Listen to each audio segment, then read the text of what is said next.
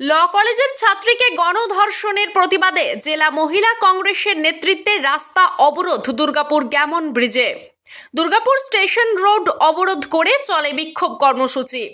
কন্যাশ্রীরা লাঞ্ছিত এই বাংলায়। ল কলেজের ছাত্রীর ওপর পাশবিক অত্যাচারের বিরুদ্ধে চলে প্রতিবাদ। গ্যামন ব্রিজের কাছে দুর্গাপুর স্টেশন রোড অবরোধ করে বিক্ষোভ জেলা কংগ্রেস নেতৃত্বের। শনিবার সকালে জেলা মহিলা কংগ্রেসের তরফে দুর্গাপুর স্টেশন রোড অবরোধ করে বিক্ষোভ মহিলা কংগ্রেসের কর্মী সমর্থকদের। প্রায় 25 মিনিট অবরোধ চলার পর কোকোভেন থানার পুলিশ এসে অবরোধ তুলে দেয়। ধস্তাধস্তি হয় পুলিশের সাথে অবরোধকারীদের। ব্যুরো রিপোর্ট, সোজা কথা নিউজ। আমি আমার অন্তরের অন্তঃস্থল থেকে গৈরিক অভিনন্দন জানিয়ে দু চারটি কথা বলবো।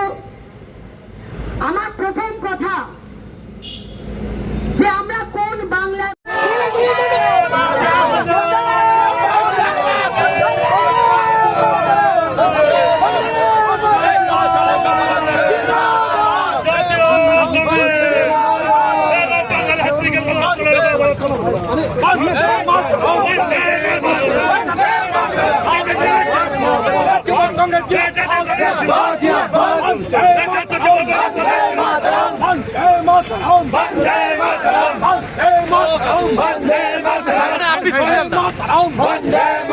মহিলাদের উপর নির্যাতন কাটছাড়তে অপরাধ মুখ্যমন্ত্রী মমতা ব্যানার্জি জবাব দাও।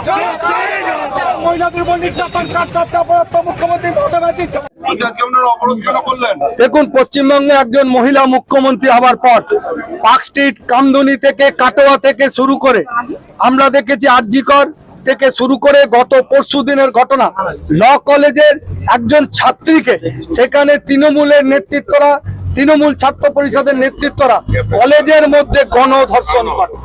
পশ্চিমবাংলার মা বোনেরা আজকে সুরক্ষিত নয় মহিলা মুখ্যমন্ত্রী থাকার পরও।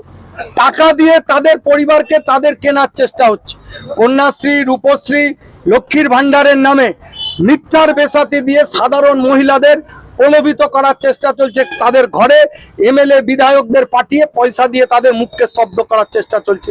আমরা তাই ভারতীয় জাতীয় কংগ্রেসের পক্ষ থেকে এই ঘটনার প্রতিবাদে আজকে গোটা পশ্চিমবঙ্গ জুড়ে বিক্ষোভ কর্মসূচি নিচ্ছি এবং আমরা চাইছি অবিলম্বে ঘটনায় যারা দোষী তাদের শাস্তি হোক এবং মাননীয় স্বরাষ্ট্রমন্ত্রী তারও পদত্যাগের দাবি করছি।